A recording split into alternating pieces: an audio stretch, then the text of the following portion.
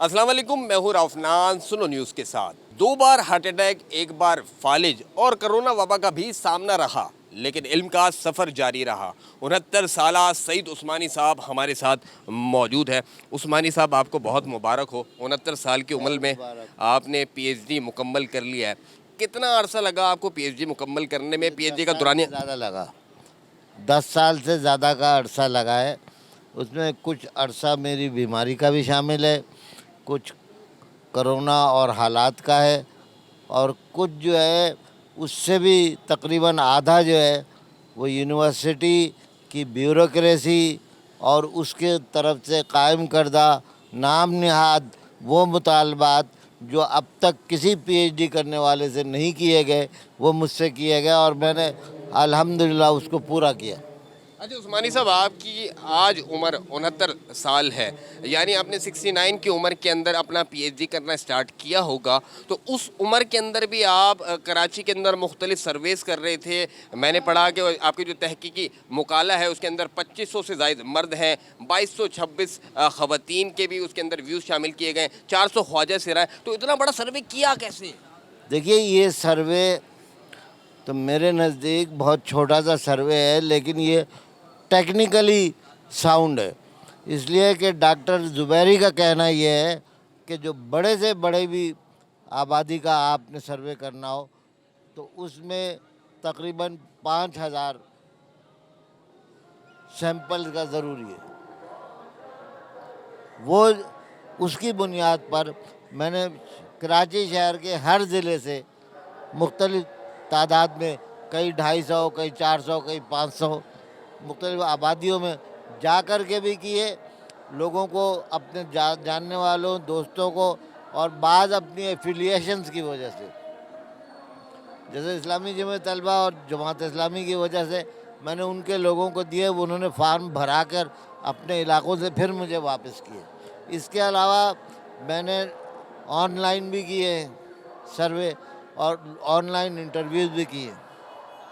इस वजह से ये तादाद इतनी हुई है। अच्छा उस्मानी साहब, 68 बरस की उम्र के अंदर लगाया जाए, जब आपका PhD अगर स्टार्ट कर रहे थे, तो क्या उसके बाद 2 हार्ट अटैक भी हुए, 1 बार फालिज भी हुआ, कभी दिल में ख्याल आया कि बीमार हो चुका हूँ, अब जो है मुझे तालीम को तर्क कर देना चाहिए, ये सफ़र रोक देना चाहिए? तालीम को तर्क कर देने का तो नहीं हुआ, लेकिन हुआ ये असल में कि मैंने जो बीच में ये 10 साल का अरसा लगा, इसमें मेरी बीमारियों का बड़ा हिस्सा है,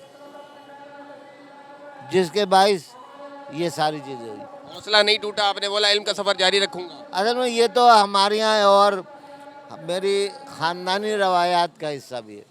मेरे वालिद ने 1944 में MBBS किया इंडिया से, और 1960 में बिनौरी टाउन से बाकायदा आलिम का कोर्स किया।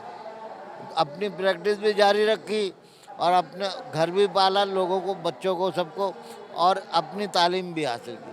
इसके अलावा मेरे जो ताया थे वो ख़ुद भी मैट्रिक में फ़र्स्ट क्लास फर्स्ट, इंटर में फ़र्स्ट क्लास फर्स्ट, BSc में first class first, MSc mathematics में फ़र्स्ट क्लास फर्स्ट। इस वजह से हमारे घर में एक तो ये कोई ऐसा मसला नहीं था, ये का एक रवायतन भी है। दूसरा ये कि इसमें जो सबसे ज़्यादा मोटिवेटिंग फोर्स थी वो डॉक्टर तौसीफ़ अहमद ख़ान की थी, जिन्होंने बिल्कुल, जब मैंने MA में दाखिला लिया तो मुझे उम्मीद नहीं थी कि ये मुझे MA में दाखिला मिलेगा। उन्होंने कहा इसका तरीक़ाकार ये है कि आपने जहाँ से NAD से किया है अपनी दरख्वास्तें लेकर के जाए अपने कराची यूनिवर्सिटी में। उस वक्त उर्दू कॉलेज होता था, उर्दू कॉलेज में के जो है वो कराची यूनिवर्सिटी के अंडर में था। आप कराची यूनिवर्सिटी के रजिस्ट्रार से इसको बाकायदा इक्विवेलेंस करा ले। जब उन्होंने इक्विवेलेंस कर दिया तो उसके बाद मैंने MA में अप्लाई किया था। फिर मैंने 2 साल बाकायदा MA में पढ़ा, और उसके बाद भी तौसीफ़ साहब बहुत तवील अरसे तक, ये मेरी बात है 98-97 की, जब मैंने इल्म का सफ़र आपका कब से, कहाँ से शुरू हुआ? पैदाइश के बाद से आपकी तालीम किस तरह जारी? घर में असल में मामला ये था कि हमारे घर में हमारा जिस तबक़े फ़िक्र से ताल्लुक़ था, खुसूसन मेरे वालिद तो जमात इस्लामी की शूरा में भी रहे, बाद में अलहदा हो गए लेकिन मेरी वालिदा आखिर तक जमात इस्लामी में रही। मैं इस्लामी जमीयत तलबा में रहा, کوئی 10 سال سے زیادہ طویل رکن رہا میں. اس سب کے باوجود ہمارے گھروں میں کتابیں، رسالے اور اپنی ہی کتابیں نہیں، دیگر کتابیں بھی. میرے والد باقاعدہ عالم دین ہونے کے باوجود بھی جاسوسی ڈائجسٹ پڑھتے تھے، نیوز ویک پڑھتے تھے، جو کہ عام علماء کے نزدیک یا وہاں کے مدرسے کے لوگوں کے نزدیک تو ایک کافرانہ زبان میں تھی. یعنی اصل وہ جو ایک اوپن مائنڈنیس ہوتا ہے جس کی وجہ سے آپ تعلیم کی طرف یا علم کی طرف یا ترقی کی طرف آپ جاتے ہیں، وہ ہمارے گھر میں ہمیشہ سے موجود تھا. میٹرک کہاں سے کیا، انٹرمیڈیٹ؟ میٹرک ایک گورنمنٹ اسکول سے کیا، اور اس کی وجہ بھی یہ ہے کہ ہم اس وقت کراچی کے ان لوگوں میں سے تھے جو بڑے سے بڑے اسکول میں داخلہ لے سکتے تھے، لیکن میرے والد نے ہمیشہ سے یہ طے کیا تھا کہ عام لوگوں کے ساتھ کمپیٹ کرو اور ان کے ساتھ رہو. میں نے گورنمنٹ اسکول کماڑی سے، جہاں صلاح الدین صاحب جو تکبیر کے ایڈیٹر ہے، وہاں وہ ہمارے ٹیچر تھے، فیض الرحمان صاحب تھے، اور ہیڈ ماسٹر کچھ اور لوگ بھی تھے. ان کی مدد سے میں نے اپنے میٹرک کی ابتدائی زمانے سے تعلیم کا شوق اصل میں بنیادی طور پر اسی زمانے میں اسکولوں میں باقاعدہ رسالے نکالتے تھے، اور السفینہ کے نام سے، اب تو میرے پاس نہیں ہے، السفینہ کے نام سے کماڑی کے حوالے سے وہ باقاعدہ سالانہ ایک رسالہ نکلتا تھا. اس میں بھی اکا دکا چھوٹے چھوٹے، کیونکہ میں بہت چھوٹی کلاسوں میں تھا تو وہ بہت ساری چیزیں میں لکھا کے دے دیتا تھا، وہ چھپ جاتی تھی. اچھا عثمانی صاحب، انٹرمیڈیٹ کہاں سے کیا، اس کے بعد اعلیٰ تعلیم کے لیے جو ہے؟ انٹرمیڈیٹ جو ہے اس کی جگہ میں نے ڈپلومہ آف ایسوسیٹ انجینئر کیا، اس کے بعد بی ٹیک کیا، جو کہ پھر بی ٹیک آنرس کیا این ای ڈی سے، جو کہ باقاعدہ ریکگنائزڈ ہے ہمارے یہاں as a B S C اور بی اے کے لیول پہ. اس کے علاوہ بعد میں گیا لندن، وہاں سے میں نے ایسوسیٹ ممبرشپ لی انسٹیٹیوٹ آف انجینئرس کی.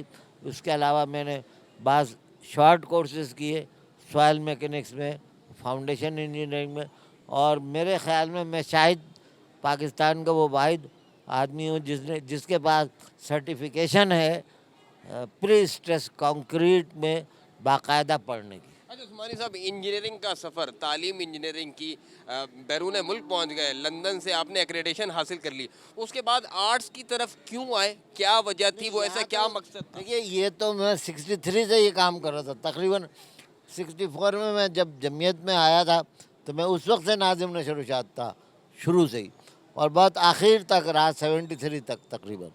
تو وہ اخبارات میں آنا، پریس کلب میں آنا، اور وہاں آنا جانا اور خبریں بنانا، خبروں کے متعلق جو کتابیں ہمیں پڑھائی گئی ہیں باقاعدہ ایم اے کے بعض سیمسٹرز میں، ان میں سے اکثریت میں ایم اے میں آنے سے بہت عرصہ پہلے، جس وقت یہ اپنا یہ باقاعدہ اس طرح کے کام کر رہا تھا، اس وقت میں پڑھ چکا تھا.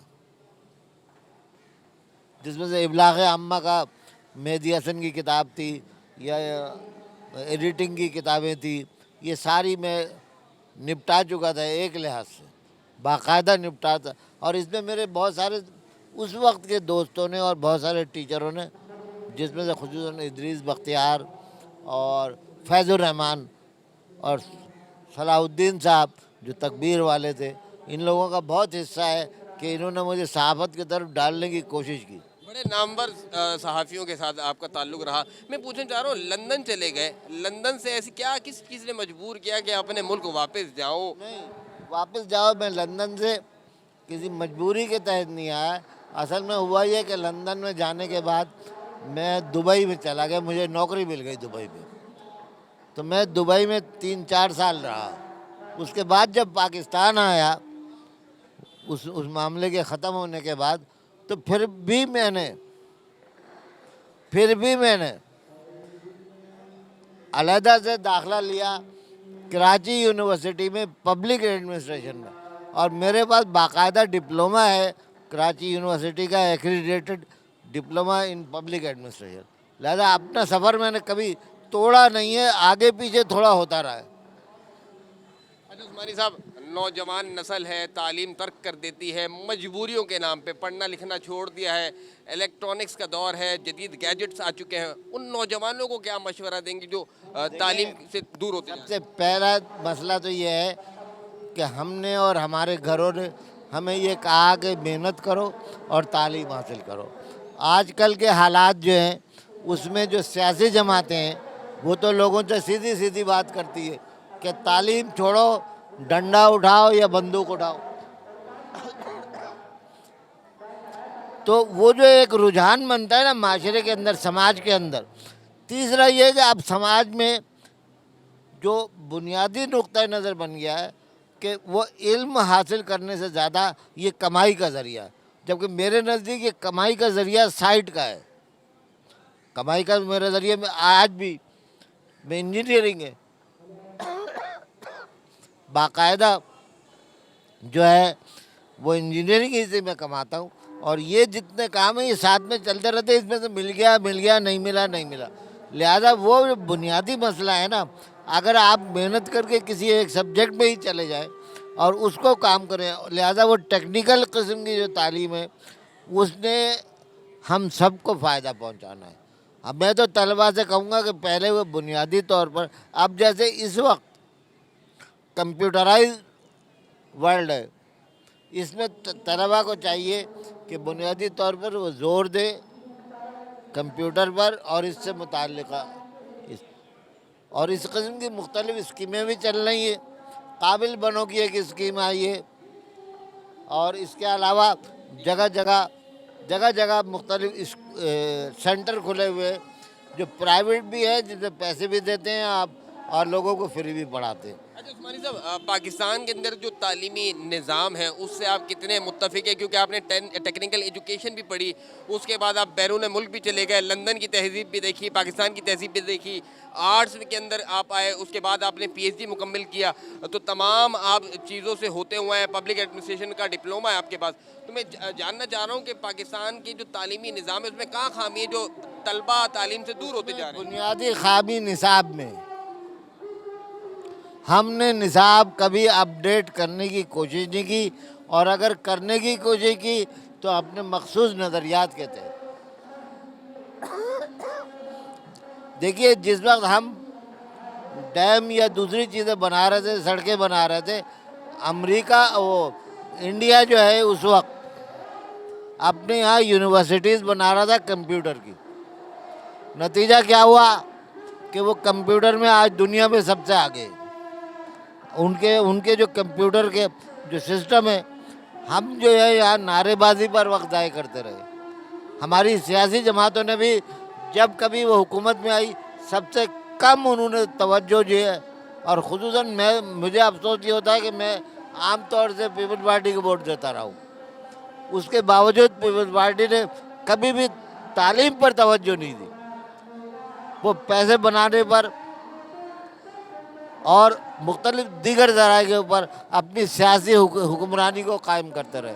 تعلیم پر آج تک پاکستان کی حکومت میں 47 سے اب تک کسی کے لیے پرائیورٹی کی پوزیشن نہیں تھی، اور بنیادی توجہ جو ہے وہ پرائیورٹی جو ہونی چاہیے وہ باقاعدہ تعلیم جب تک آپ کی پرائیورٹی کا حصہ نہیں بنے گی، اور بچے جو ہے جب تک پہلے دن سے ہی ان کو وہ ماحول نہیں ملے گا تو پھر بالآخر وہ تباہ ہوں گے۔ والدین کے نام کوئی پیغام دینا چاہیں گے، کیونکہ آپ خود بھی دادا ہوں گے؟ کہ وہ بچوں کو برگر کے بجائے کتاب خرید کے دیں۔ جب آپ ان کو صرف برگر ہی KFC کا برگر ہی کھلانے کے چکر میں رہیں گے تو پھر تو وہ ان کی زندگی کا مقصد سوائے کھانے کے سوائے کچھ نہیں رہے گا۔ بجائے برگر کے خرید کے دینے کے، آپ ان کو اتنی ہی قیمت کی کتاب خرید کے دیں جو ان کی ذوق، ان کی پسند اور ان کے معیار کے مطابق۔ تیسرا یہ کہ والدین کو چاہیے کہ وہ بچوں کی تعلیم پر خود بھی نظر رکھیں، لیکن اس کے لیے ایک اور پرابلم ہماری ہے، اگر والدین خود ہی تعلیم یافتہ نہ ہو تو وہ اتنی توجہ نہیں دیتے۔ تو تیسری جو اہم ترین ضرورت ہے وہ یہ کہ حکومت تعلیمی بجٹ بڑھائے، تعلیمی ادارے مزید قائم کرے، اس وقت بھی 50% ہمارے بچے اسکولوں سے باہر ہیں. یہ دنیا میں عالمیہ ہے. وہ ہے ایسا ملک جس کے مذہب نے بھی اس کو سمجھایا ہے کہ وہ علم حاصل کرو. اس کے بجائے جو ہے وہ بچے اسکولوں میں جانے کے بجائے سڑکوں اور گلیوں میں مارے پھرتے یا پھر جگہ جگہ کاغذ چنتے ہوئے نظر آتے ہیں. وہ نوجوان مجھے دیکھ کے نہایت افسوس ہوتا ہے. بہت شکریہ سعید عثمانی سے ہم تفصیلی بات کر رہے تھے. اب ڈاکٹر توصیف احمد خان جو سعید عثمانی کے استاد بھی ہیں ان سے بات کریں گے اور جانیں گے کہ سعید عثمانی جو ہے وہ کیسے طالب علم تھے اور کتنی شرارت کیا کرتے تھے. جی توصیف صاحب، سعید عثمانی صاحب جو ہیں وہ آپ کے کیسے شاگرد تھے؟ کیا شرارت کیا کرتے تھے، تنگ کیا کرتے تھے؟ نہیں بھائی، سعید عثمانی صاحب جب ہمارے یہاں ایم اے کرنے آئے تو وہ میرا خیال ہے وہ بھی 55-58 سال کی عمر کے تھے. تو ہمیشہ سنجیدہ رہے اور بڑی محنت سے پڑھتے رہے. انہوں نے ایم اے کیا. ایم اے کے بعد 90s میں بھی انہوں نے کوشش کی تھی کہ وہ پی ایچ ڈی میں کراچی یونیورسٹی میں داخلہ لے لیں. اس کے بعد وہ اپنے دوسرے مشاغل میں لگ گئے. مگر 15 سال سے انہوں نے جو داخلہ لیا، پہلے بیچ میں تھے، بڑی محنت کی، سارے کورسز کلیئر کیے. بیچ میں بیمار بھی ہوئے، ان کی اہلیہ کا انتقال بھی ہوا، اور پھر فالج بھی ہوا، مگر وہ لگے رہے. انہوں نے بیماری کے بعد دوبارہ وہیں سے شروع کیا جہاں سے کام ختم ہوا تھا. تو یہی وجہ ہے کہ 15 سال لگے. پھر ایچ ای سی کے رول تبدیل ہوتے رہے، ہمارے ہاں وائس چانسلر تبدیل ہوتے رہے، پھر کووڈ کا عرصہ آ گیا، اس کی وجہ سے دیر ہوئی. مگر ثابت قدمی جو تھی وہ ہے عثمانی صاحب کی کہ اس کے باوجود انہوں نے 80 سال کی عمر میں پی ایچ ڈی کر لیا. اگر یہ ہمارے یہاں وائس چانسلر تبدیل نہیں ہوتے، قوانین بار بار تبدیل نہیں ہوتے تو 1-2 سال پہلے کر لیتے. ڈاکٹر صاحب وہ لندن جا چکے تھے انجینئرنگ کر کے، بی ٹیک کر لیا انہوں نے، وہاں کی ایکریڈیشن حاصل کر لی. اس کے بعد وہ پاکستان آ گئے، ایم اے میں ایڈمیشن لیا، پی ایچ ڈی کرنے لگے. کبھی آپ نے سمجھایا لوگ تو پڑھ لکھ کے باہر بھاگنے کی کوشش کر رہے ہیں، آپ واپس آ رہے ہیں؟ ہاں، ایک تو واپس آ رہے ہیں، پھر ابھی بتا رہے تھے کہ انٹر میں تو بایولوجی بھی پڑھی انہوں نے، اور اس سے پہلے مدرسے میں بھی رہے.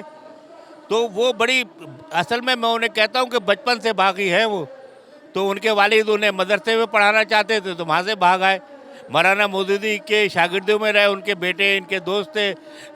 غامدی صاحب ان کے ہم مکتب تھے، حافظ سعید ان کے ہم مکتب تھے، ڈاکٹر اسرار ان کے ایک زمانے میں ہم مکتب تھے.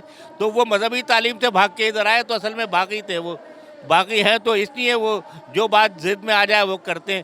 مجھے تو پوری زندگی میں یہ نظر آتا ہے کہ کہاں ان کے والد والدہ، کہاں جماعت اسلامی، کہاں جیل جانا، کہاں ان سارے بڑے لوگوں کے نام جو لیے ان کے ساتھ شریک ہونا، اس کے بعد انجینئرنگ کی تعلیم، پھر واپس آ جانا، پھر ماس کمیونیکیشن، پھر پی ایچ ڈی کرنا.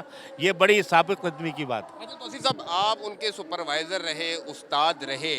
ایک تو ان کی عمر زیادہ، پھر انہوں نے تحقیق کی، تحقیقی مقالہ تیار کیا، مختلف سرویز کیے، 2500 سے زائد مرد، 2226 خواتین، 400 خواجہ سرا، ان سب کے ویوز بھی لیے، اپنے مقالے میں ایڈ کیے. اتنی تحقیق کی، کیسا لگتا ہے ایز اے سپروائزر؟ ایک تو ان کی عمر زیادہ ہے کیونکہ سرویز کرنے کے لیے جانا پڑتا ہے، لوگوں سے رابطے کرنے پڑتے ہیں.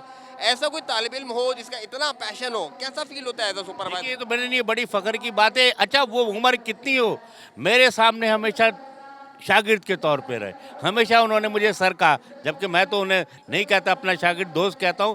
مگر وہ بالکل اوبیڈینٹ اسٹوڈنٹ کے طور پہ سامنے آئے. کبھی انہوں نے ضد نہیں کی اور ہمیشہ جو طریقہ کار طے ہوا اسے فالو کیا. اس لیے تو اتنا بڑا کام کر لیا انہوں نے. اگر وہ اوبیڈینٹ اسٹوڈنٹ نہیں ہوتے، کم از کم میرے تو اوبیڈینٹ اسٹوڈنٹ رہے، یہ میں کہہ سکتا ہوں. اچھا توصیف صاحب، آپ کیا کہیں گے؟ سعید عثمانی صاحب جیسے لوگ معاشرے کے لیے مشعل راہ ہیں، کیونکہ آج کل نوجوان تو تعلیم ترک کر رہے ہیں، نوکریوں کے مجبوریوں کے نام پہ، ملازمتوں کے مجبوری کے نام پہ تعلیم چھوڑ رہے ہیں. کیا مشورہ دینا چاہیے؟ دیکھیے کراچی میں بڑا انعطاف ہے، لوگ اعلیٰ تعلیم حاصل نہیں کر رہے ہیں، وہاں معیار گر رہا ہے. تو اس میں تو یہ سمبل ہے، ہمارا سمبل ہے عثمانی صاحب، مشعل راہ ہیں. اور یہ نوجوانوں کی نہیں کہ اگر وہ کسی بات کا تہیہ کر لیں تو وہ یہ کام کر سکتے. بہت شکریہ. ڈاکٹر توصیف احمد خان تمام تفصیلات بتا رہے تھے. سعید عثمانی صاحب نے 80 سال کی عمر کے اندر کم و بیش جو ہے وہ اپنا پی ایچ ڈی مکمل کیا. 2 بار ہارٹ اٹیک ہوا، اہلیہ کا انتقال ہوا، فالج بھی ہوا، لیکن انہوں نے تعلیم کا سفر جاری رہا. اور ایسے طالب علم اور ایسے شہری جو ہے وہ یقیناً معاشرے کے لیے مشعل راہ ہے. جی.